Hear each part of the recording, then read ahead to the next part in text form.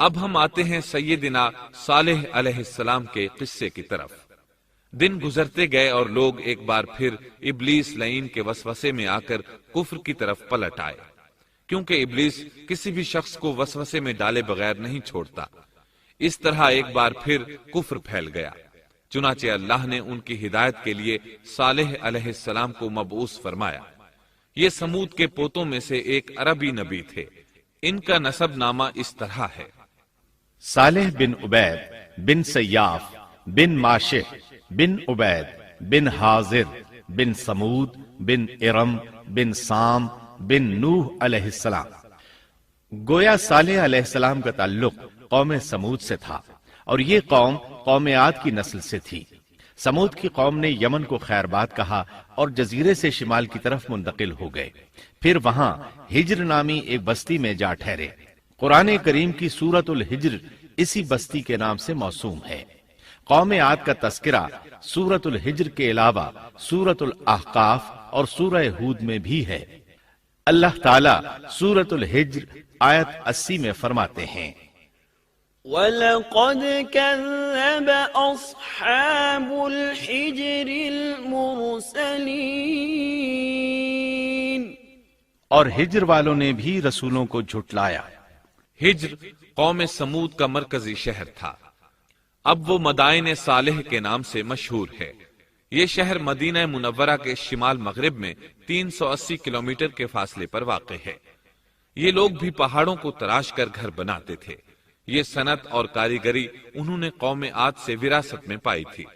اللہ تعالیٰ سورۃ الفجر آیت 9 میں فرماتے ہیں: وَثَمُودَ الَّذِينَ جَابُوا الصَّخْرَ بِالْوَادِ،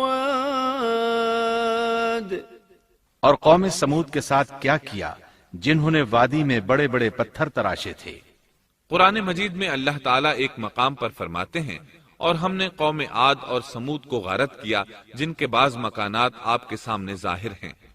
ان کے مکانات ان کی تباہی سے لے کر اب تک موجود ہیں۔ شام کے راستے میں خیبر، تیماء سے تبوک تک قوم سمود کے آثار پائے جاتے ہیں۔ یہ لوگ کس طرح پتھر تراش تراش کر گھر بناتے تھے، اللہ تعالیٰ نے سورۃ الاعراف آیت 74 میں اس کا ذکر کیا ہے۔ وَاذْكُرُوا إِذْ جَعَلَكُمْ خُلَفَاءَ مِنْ بَعْدِ عَادٍ وَبَوَّأَكُمْ فِي الْأَرْضِ تَتَّخِذُونَ مِنْ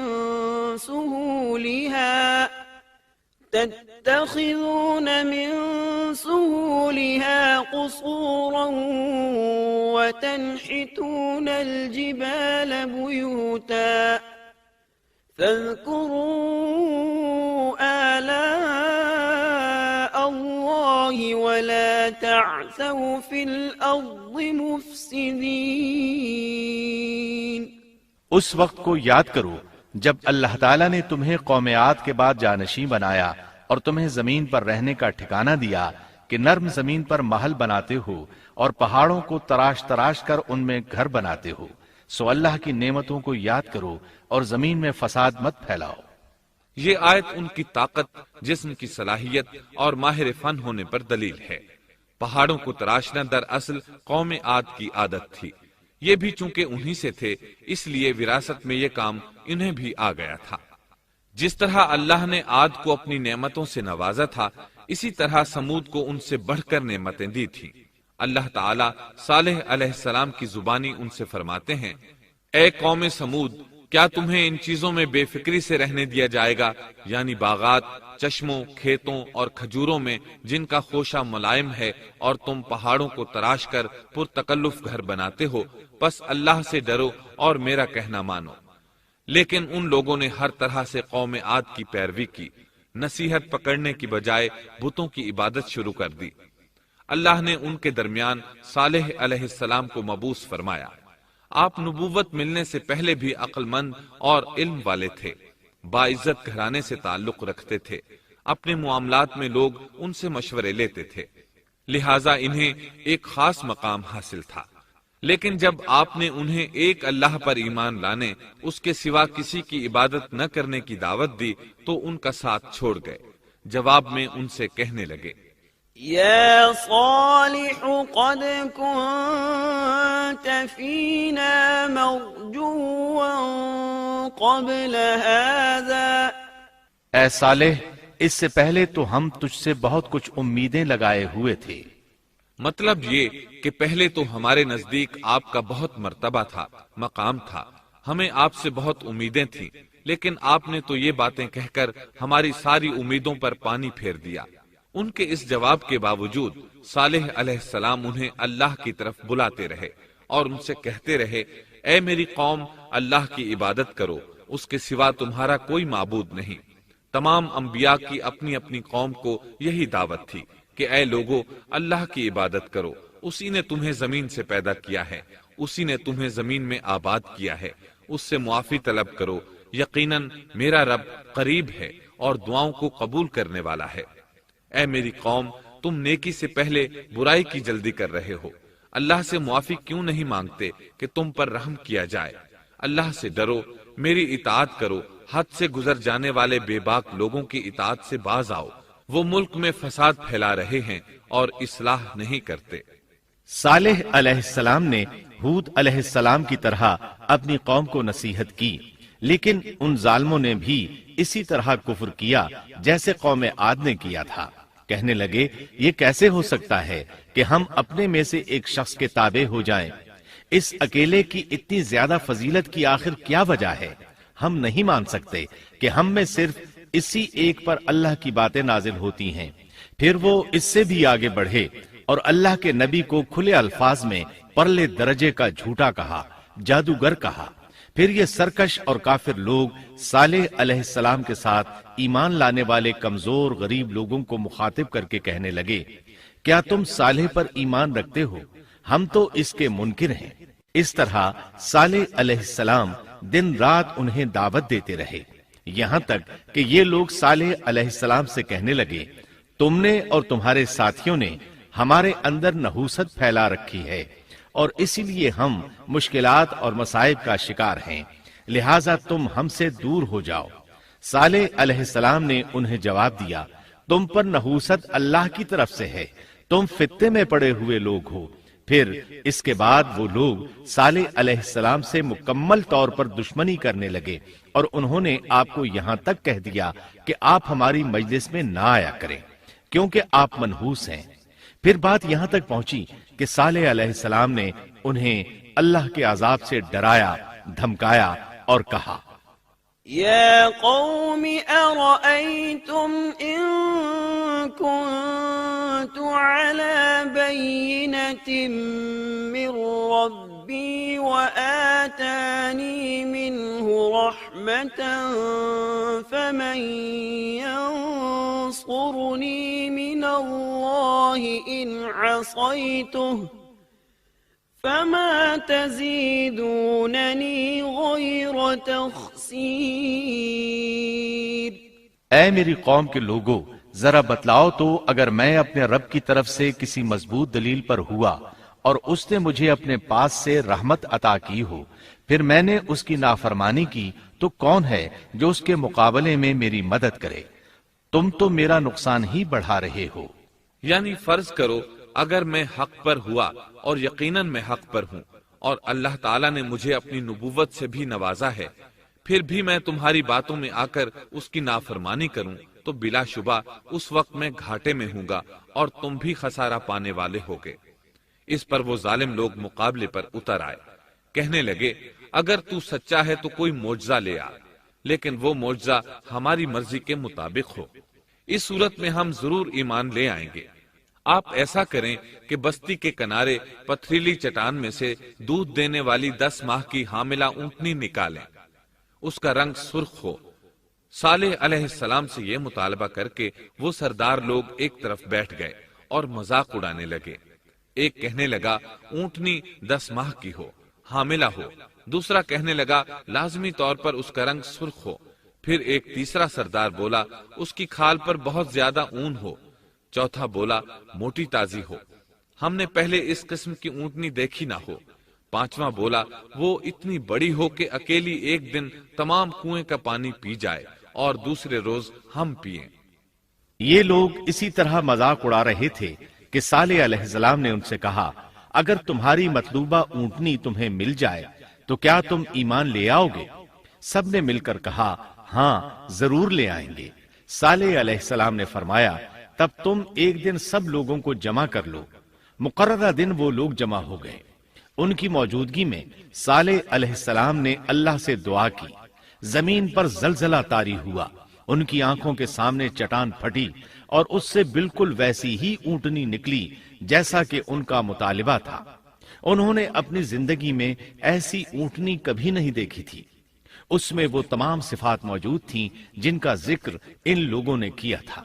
اللہ تعالیٰ صالح علیہ السلام کی زبانی سورہ ہود آیت 64 میں فرماتے ہیں، وَيَا قَوْمِ هَٰذِهِ نَاقَةُ اللَّهِ لَكُمْ آيَةً فَذَرُوهَا تَأْكُلْ فِي أَرْضِ اللَّهِ وَلَا تَمَسُّوهَا بِسُوءٍ فَيَأْخُذَكُمْ عَذَابٌ قَرِيبٌ۔ اے میری قوم، یہ اللہ کی بھیجی ہوئی اونٹنی ہے، یہ تمہارے لیے ایک معجزہ ہے۔ اب تم اسے اللہ کی زمین میں کھاتی ہوئی چھوڑ دو اور اسے کسی طرح کی تکلیف نہ پہنچاؤ، ورنہ فوری عذاب تمہیں آ پکڑے گا۔ اس اونٹنی کو چونکہ کسی اونٹنی نے جنم نہیں دیا تھا، اس لیے اس کو ناقۃ اللہ یعنی اللہ کی اونٹنی کہا گیا۔ پھر صالح علیہ السلام نے فرمایا، لوگو سن لو، ایک دن یہ اونٹنی پانی پیے گی، ایک دن تم پیو گے، تم میں سے کوئی اسے تکلیف نہ پہنچائے، ورنہ اللہ کا بدترین عذاب تم پر نازل ہوگا۔ سورۃ القمر میں اللہ فرماتے ہیں، بے شک ہم اونٹنی کو ان کے لیے آزمائش بنا کر بھیج رہے ہیں، تم صبر کے ساتھ ان کے انجام کا انتظار کرو۔ اس نشانی کے ظہور کے بعد اللہ تعالیٰ نے صالح علیہ السلام کو مخاطب کر کے فرمایا، تم اب دیکھتے رہو کہ ان کا انجام کیا ہوتا ہے، ان کی سختیوں پر صبر کرو، ان سے کہہ دو کہ پانی پر ایک دن ان کا اختیار ہوگا اور ایک دن اس اونٹنی کا، خبردار کوئی زیادتی نہ کرے اور اس اونٹنی کو پانی پینے سے نہ روکے۔ سورۃ الشمس میں اللہ تعالیٰ فرماتے ہیں کہ ان سے اللہ کے رسول نے فرما دیا تھا کہ اللہ کی اونٹنی کی اور اس کے پانی پینے کی باری کی حفاظت کرو، یعنی اسے نہ تو پانی پینے سے روکو اور نہ ہی اسے کوئی تکلیف پہنچاؤ۔ اس معجزے کو دیکھ کر لوگ دو گروہوں میں بٹ گئے۔ بہت کم لوگوں نے صالح علیہ السلام کی پیروی کی، ان پر ایمان لائے، جبکہ اکثر لوگ پھر بھی اپنے کفر پر ڈٹے رہے۔ اللہ تعالیٰ فرماتے ہیں، ان لوگوں نے خود معجزے کا مطالبہ کیا تھا، لیکن اس کو اپنی آنکھوں سے دیکھنے کے باوجود ظلم پر اڑے رہے اور کفر پر اصرار کرتے رہے۔ سورۃ الحجر آیت 81 میں اللہ فرماتے ہیں، وَآتَيْنَاهُمْ آيَاتِنَا فَكَانُوا عَنْهَا مُعْرِضِينَ۔ اور انہیں ہم نے اپنی نشانیاں بھی عطا فرمائی تھیں، لیکن پھر بھی وہ ان سے گردن موڑنے والے ہی رہے۔ اسی طرح سورہ بنی اسرائیل میں اللہ تعالیٰ فرماتے ہیں، ہم نے قوم سمود کو نشان کے طور پر اونٹنی عطا فرمائی تھی، لیکن انہوں نے اس پر ظلم کیا۔ بلا شبہ وہ ایک واضح نشانی تھی، کوئی شخص یہ نہیں کہہ سکتا تھا کہ جادوگروں نے اسے پیدا کیا ہے۔ وہ اونٹنی ان میں موجود رہی، ان کے علاقے میں جہاں چاہتی چرتی، جب کنویں پر پانی پینے جاتی تو سارا پانی پی جاتی، وہ لوگ اس کا دودھ پیتے، دودھ سب کے لیے کافی ہو جاتا۔ ان کی آنکھوں کے سامنے اس نے ایک بچے کو جنم دیا، وہ شکل صورت میں بالکل اپنی ماں جیسا تھا، لوگ اسے دیکھ کر تعجب کرتے، بچہ اونٹنی کے ساتھ رہتا، یہ ایک واضح نشانی تھی، اس پر جادو کا گمان کیا ہی نہیں جا سکتا تھا۔ وہ اونٹنی ایک عرصے تک ان لوگوں میں رہی۔ اللہ فرماتے ہیں، ہم نے قوم سمود کو بطور نشان کے ایک اونٹنی دی تھی، لیکن انہوں نے اس پر ظلم کیا، حالانکہ یہ نشانیاں ہم لوگوں کو ڈرانے کے لیے ہی بھیجتے ہیں۔ وہ لوگ اس اونٹنی کو دیکھ کر متعجب ضرور ہوئے، لیکن ایمان پھر بھی بہت کم لوگ لائے، حالانکہ اس نشانی کے بعد انہیں چاہیے تھا ایمان لے آئیں۔ پھر ایک دن قوم کے سرداروں نے مشورہ کیا کہ اگر ہم نے صالح کو اسی طرح چھوڑ دیا تو کہیں لوگ ہمیں نہ چھوڑ دیں اور صالح کے پیروکار بن جائیں۔ اس اونٹنی نے تو ہمیں مصیبت میں ڈال دیا ہے، ہم پورا ایک دن پانی کو چھو بھی نہیں سکتے، کیونکہ یہ سارا دن پانی پیتی رہتی ہے۔ پھر یہ اس قدر دیو ہیکل ہے کہ اسے دیکھ کر ہماری بکریاں بھاگ جاتی ہیں، اونٹ اسے دیکھ کر خوفزدہ ہو جاتے ہیں، لہٰذا ہمیں چاہیے کہ اس سے چھٹکارا حاصل کر لیں۔ وہ آپس میں مشورہ کرتے رہے، آخر انہوں نے ایک آدمی منتخب کیا۔ مورخین کا اس پر اتفاق ہے کہ اس کا نام قدار بن سالف تھا، اس کے ساتھ اس کا ایک ساتھی بھی تھا۔ ان دونوں نے مل کر اونٹنی کو قتل کیا۔ اللہ تعالیٰ سورۃ القمر آیت 29 اور 30 میں فرماتے ہیں، فنادوا صاحبهم فتعاطى فعقر فكيف كان عذابي ونذر۔ پھر انہوں نے اپنے ساتھی کو بلایا، تب اس نے ہاتھ بڑھایا اور اس کی کونچیں کاٹ دیں، پھر دیکھا ہمارا عذاب اور ڈراوا کیسا تھا۔ اس قدار کے بارے میں نبی کریم صلی اللہ علیہ وسلم کا ارشاد ہے کہ پہلے لوگوں میں سے سب سے زیادہ بدبخت یہی تھا۔ اللہ تعالیٰ نے قرآن مجید میں اس کا ذکر یوں فرمایا ہے، فنادوا صاحبہم، پھر انہوں نے اپنے ساتھی کو پکارا۔ سورۃ الشمس میں اللہ فرماتے ہیں، اذ انبعث اشقاها، جب ان میں بڑا بدبخت شخص اٹھ کھڑا ہوا۔ یہ بدبخت قدار اٹھا، اپنے ساتھی کو ساتھ لیا اور اونٹنی کو قتل کرنے کے لیے تیار ہو گئے۔ آپس میں مشورہ ہوا کہ یہ نہ کہا جائے ہم نے اسے قتل کیا ہے۔ اس طرح باقی لوگوں نے بھی ان سے اتفاق کیا۔ اللہ تعالیٰ سورہ نمل آیت 48 میں فرماتے ہیں، وَكَانَ فِي الْمَدِينَةِ 9 رَهْطٍ يُفْسِدُونَ فِي الْأَرْضِ وَلَا يُصْلِحُونَ، اور اس شہر میں 9 آدمی ایسے تھے جو زمین میں فساد کرتے تھے اور اصلاح نہیں کرتے تھے۔ مطلب یہ کہ یہ لوگ فساد کی انتہا کو پہنچے ہوئے تھے، ان میں بھلائی نام کو نہیں تھی اور نہ ان کا فساد کی اصلاح کا ارادہ تھا۔ بخاری، مسلم اور مسند احمد کی ایک حدیث میں ہے، رسول اللہ صلی اللہ علیہ وسلم نے ایک بار اپنے خطبے میں اس اونٹنی اور اسے مار ڈالنے کا ذکر فرمایا۔ آیت اذم بعثا اشقاہا کی تلاوت کرتے ہوئے فرمایا کہ جیسے ابو زمعہ تھا، اسی جیسا یہ شخص بھی اپنی قوم میں عزیز، دلیر اور بڑا آدمی تھا۔ تمام لوگوں نے اس بدبخت کے ساتھ عہد کیا اور اسے یقین دہانی کرائی کہ اگر تمہارے ساتھ کسی نے برائی کا ارادہ کیا تو تمام قوم تمہاری حمایت میں اٹھ کھڑی ہوگی۔ اس یقین دہانی کے بعد یہ بدبخت اونٹنی کے انتظار میں بیٹھ گئے۔ اونٹنی پہاڑ کی طرف سے آتی تھی اور پانی پی کر واپس چلی جاتی تھی، یہی اس کا معمول تھا۔ جب ان لوگوں نے چٹان سے اونٹنی کو نکلتے دیکھا تو اچانک حملہ کرنے کے لیے آگے بڑھے، لیکن اس کا جثہ دیکھ کر خوفزدہ ہو گئے، الٹے پاؤں بھاگے۔ بدبخت قدار نے اپنے ساتھیوں کی یہ حالت دیکھی تو ہنس پڑا اور آگے بڑھ کر اونٹنی کی ران میں تیر مارا۔ اس سے اونٹنی کی ران کی ہڈی ٹوٹ گئی اور وہ نیچے گر گئی۔ پھر اس ظالم نے اپنے ساتھیوں کو آواز دی اور آگے بڑھ کر اونٹنی کی کونچیں کاٹ دی۔ سورۃ الشمس میں اللہ تعالیٰ فرماتے ہیں، ان لوگوں نے اپنے پیغمبر کو جھوٹا سمجھ کر اس اونٹنی کی کونچیں کاٹ دیں، پس ان کے رب نے ان کے گناہوں کے باعث ان پر ہلاکت ڈالی اور پھر ہلاکت کو عام کر دیا اور اس بستی کو برباد کر دیا۔ اونٹنی کی کونچیں کاٹ دیے جانے کے بارے میں اللہ تعالیٰ ایک دوسرے مقام پر فرماتے ہیں کہ پس انہوں نے اونٹنی کو مار ڈالا اور اپنے پروردگار کے حکم سے سرتابی کی اور کہنے لگے، اے صالح، جن عذابوں سے تو ہمیں دھمکاتا رہتا تھا، اگر تو واقعی پیغمبر ہے تو ان عذابوں کو ہم پر نازل کرا دے۔ اونٹنی پر حملہ ہوتے ہی اس کا بچہ بھاگ نکلا تھا۔ وہ پہاڑ کی چوٹی پر چڑھ گیا، 3 مرتبہ بلبلایا۔ یہ بدبخت اس کے پیچھے بھاگے اور آخر اسے بھی قتل کر دیا۔ پھر تمام بستی والے جمع ہوئے، اونٹنی اور اس کے بچے کا گوشت تیار کیا اور مزے کے ساتھ اس کو کھایا۔ اس جرم میں ان سب نے شرکت کی۔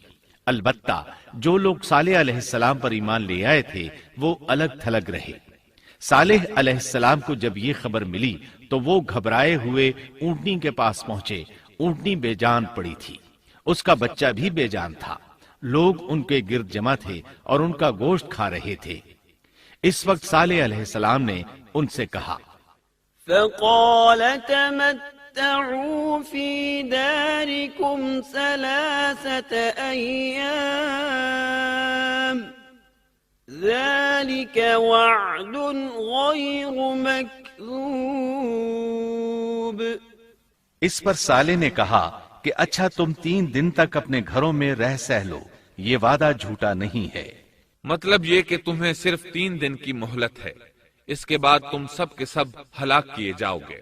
وہ صالح علیہ السلام کی بات کو رد کرتے ہوئے انہیں دھمکیاں دینے لگے کہ جن عذابوں کا تو ہم سے وعدہ کر رہا ہے، اگر تو سچا ہے تو ان کو ہم پر نازل کر دے۔ اس کے بعد وہ جمع ہو کر مشورہ کرنے لگے کہ آج رات صالح کو بھی مار ڈالو۔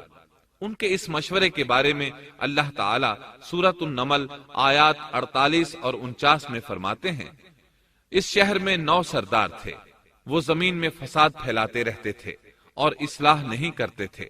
انہوں نے آپس میں بڑی بڑی قسمیں کھا کھا کر عہد کیا کہ رات ہی کو صالح اور اس کے گھر والوں پر چھاپا ماریں گے اور اس کے وارثوں سے صاف کہہ دیں گے کہ ہم اس کے اہل کی ہلاکت کے وقت موجود نہیں تھے اور ہم بالکل سچے ہیں۔ اب یہ لوگ صالح علیہ السلام کے گھر کی طرف چلے۔ اللہ تعالیٰ سورۃ النمل آیات 50 اور 51 میں فرماتے ہیں، وَمَكَرُوا مَكْرًا وَمَكَرْنَا مَكْرًا وَهُمْ لَا يَشْعُرُونَ فَانظُرْ كَيْفَ كَانَ عَاقِبَةُ مَكْرِهِمْ أَنَّا دَمَّرْنَاهُمْ وَقَوْمَهُمْ أَجْمَعِينَ۔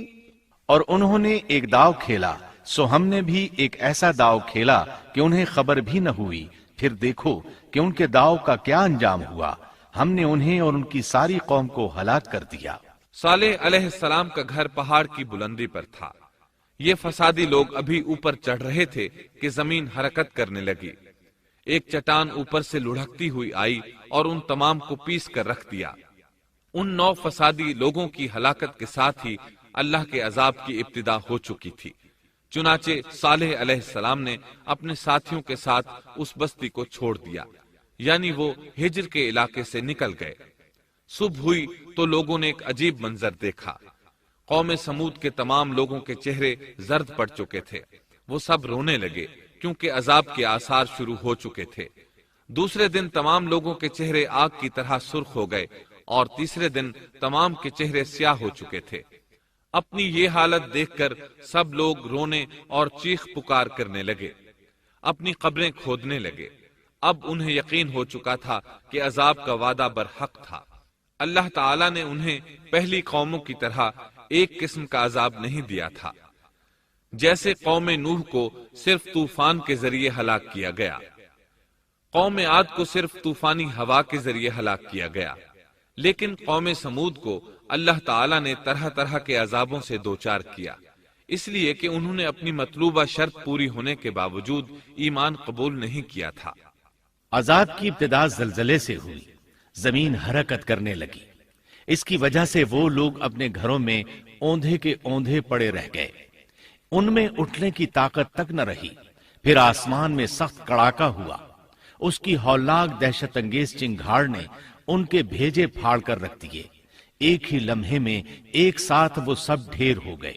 ان کی ہلاکت اور تباہی کو بیان کرتے ہوئے اللہ تعالیٰ سورۃ الزاریات آیات 43 تا 45 میں فرماتے ہیں، وَفِي ثَمُودَ إِذْ قِيلَ لَهُمْ تَمَتَّعُوا حَتَّى حِينٍ فَعَتَوْا عَنْ أَمْرِ رَبِّهِمْ فَأَخَذَتْهُمُ الصَّاعِقَةُ وَهُمْ يَنظُرُونَ فَمَا اسْتَطَاعُوا مِنْ قِيَامٍ وَمَا كَانُوا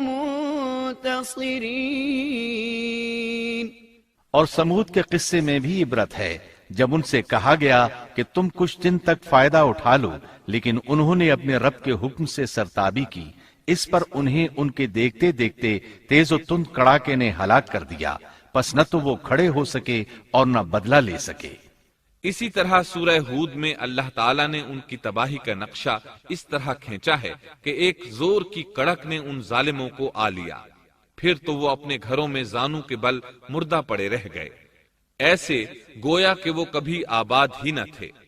سورۃ القمر میں اللہ نے ان کی رسوائی ان الفاظ میں بیان کی ہے: ہم نے ان پر ایک چیخ بھیجی، پھر وہ ایسے ہو گئے جیسے کانٹوں کی باڑ کا چورا۔ دوسری طرف صالح علیہ السلام اور ان کے ساتھیوں کو اللہ تعالیٰ نے اپنی رحمت سے نجات دی۔ اللہ تعالیٰ سورہ ہود آیت 66 میں فرماتے ہیں: فَلَمَّا جَاءَ أَمْرُنَا نَجَّيْنَا صَالِحًا وَالَّذِينَ آمَنُوا مَعَهُ بِرَحْمَةٍ مِنَّا وَمِنْ خِزْيِ يَوْمِئِذٍ إِنَّ رَبَّكَ هُوَ الْقَوِيُّ الْعَزِيزُ۔ پھر جب ہمارا فرمان آ پہنچا، ہم نے صالح اور ان پر ایمان لانے والوں کو اپنے فضل سے اس سے بچا لیا اور اس دن کی رسوائی سے بھی۔ یقیناً تیرا پروردگار نہایت توانا اور غالب ہے۔ اس قوم کے آثار آج تک باقی ہیں۔ مدینہ منورہ کے شمال مغرب میں ان کے گھر موجود ہیں۔ اب یہ علاقہ مدائن صالح کے نام سے مشہور ہے۔ سورۃ النمل میں اللہ تعالیٰ فرماتے ہیں: پس یہ ان کے گھر ہیں جو ان کے ظلم کے سبب ویران پڑے ہیں، بے شک اس میں دانش مندوں کے لیے نشانیاں ہیں۔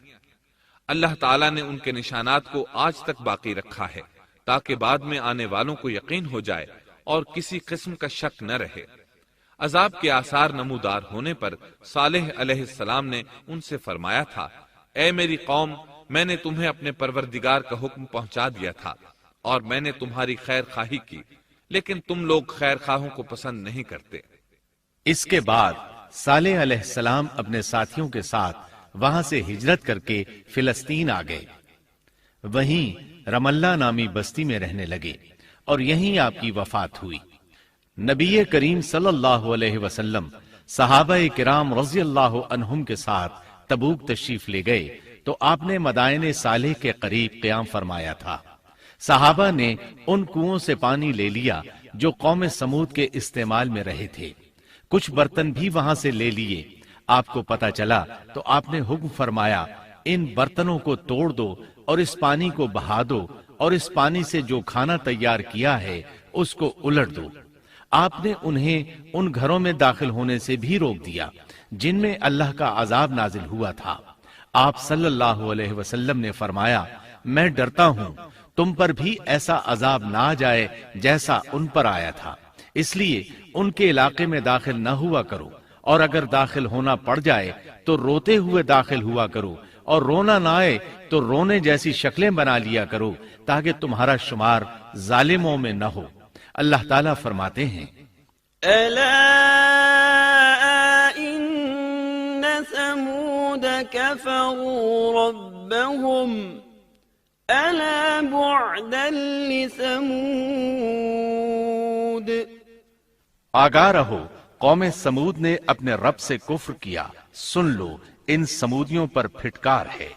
قرآن میں ان کا قصہ 26 سے زائد مرتبہ بیان کیا گیا ہے۔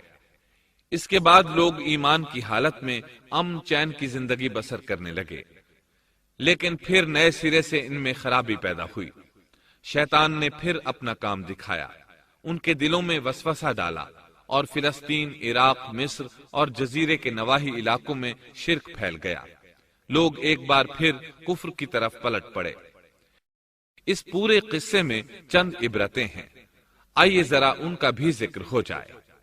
اللہ تعالیٰ کی اونٹنی اگرچہ سیدنا صالح علیہ السلام کی نبوت کا ایک نشان تھی، ان کی سچائی کا ثبوت تھی، لیکن قرآن کریم کی وضاحت یہ ہے کہ وہ قوم سمود کی آزمائش کے لیے تھی اور وہی ان کی ہلاکت کا نشان ثابت ہوئی، جیسا کہ سورۃ القمر میں اللہ تعالیٰ فرماتے ہیں: إن إنا مرسل الناقة فتنة لهم فارتقبهم واصطبر بے شک ہم اونٹنی کو ان کی آزمائش اور امتحان کے لیے بھیجنے والے ہیں، پس تو ان کے انتظار میں رہ اور صبر اختیار کر۔ سنت اللہ یہ رہی ہے کہ اگر وہ اپنے پیغمبر کو کسی قوم کی ہدایت کے لیے بھیجے اور قوم اس کی ہدایت پر کان نہ دھرے تو ضروری نہیں کہ وہ قوم ہلاک کر دی جائے، لیکن جو قوم اپنے نبی سے اس وعدے پر نشان طلب کرے کہ اگر ان کا مطلوبہ نشان ظاہر ہو گیا تو وہ ایمان لے آئیں گے اور پھر نشان آ جانے کے بعد وہ ایمان نہ لائے تو اس قوم کی ہلاکت یقینی ہے۔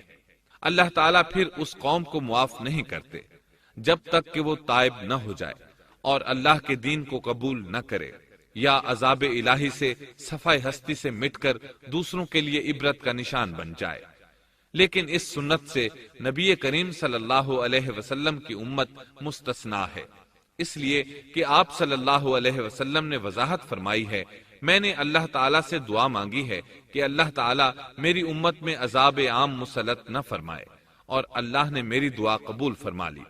قرآن میں اللہ تعالیٰ نے نبی کریم صلی اللہ علیہ وسلم کی اس بات کی یوں تصدیق کی ہے، وما كان الله ليعذبهم وأنت فيهم اے رسول اس حال میں کہ تو ان میں موجود ہے اللہ تعالیٰ ان کافروں پر عذاب مسلط نہیں کرے گا۔ اور یہ ایک خطرناک غلطی ہے، نفس کا دھوکہ ہے کہ انسان عیش و عشرت اور دنیاوی جاہ و جلال کو دیکھ کر یہ خیال کر بیٹھے، یہ گمان کر لے کہ جس قوم یا فرد کے پاس یہ سب کچھ موجود ہے وہ ضرور اللہ تعالیٰ کے سائے میں ہے، اور یہ کہ ان کی یہ خوش عیشی اس بات کی علامت ہے کہ اللہ تعالیٰ کی خوش نودی ان کے ساتھ ہے۔ یہ نفس کا دھوکہ ہے، غلط فہمی ہے، بلکہ کج فہمی ہے۔ قرآن کریم کے اس واقعے میں جگہ جگہ اس بات کی وضاحت ہے کہ بعض اوقات زیادہ سے زیادہ خوش عیشی زیادہ سے زیادہ عذاب کا پیش خیمہ ثابت ہوتی ہے، اگرچہ قوموں کے لیے اس کی مدت چند ماہ یا چند سال نہیں بلکہ گھبرا دینے والی مدت ہی کیوں نہ ہو، مگر ہر قسم کی دنیاوی کامیابیوں اور خوش عیشیوں کے ساتھ جب ظلم، سرکشی اور غرور کسی قوم کا مستقل شعار بن جائے تو سمجھ لو اس کی تباہی اور ہلاکت کا وقت قریب آ پہنچا۔ اللہ تعالیٰ فرماتے ہیں، تیرے رب کی پکڑ بہت سخت ہے، لیکن اس کے ساتھ ہی یہ بات بھی ہے کہ کسی قوم میں تمام تر خرابیوں کے باوجود اگر قوم سے اکثر افراد اللہ کے شکر گزار ہوں، اس کے بندوں کے ساتھ انصاف کرنے والے اور آپس میں نیک نیت اور خیرخواہی کرنے والے ہوں تو بلا شبہ وہ اللہ کے ہاں مقبول بندے ہیں، اور انہی کو دنیا اور آخرت کی کامیابیوں کی بشارت ہے، اور انہی کے لیے یہ دنیاوی عیش اللہ کی بے انتہا نعمتوں کی علامت ہے۔ انہی الفاظ پر سیدنا صالح علیہ السلام کا قصہ اختتام کو پہنچا۔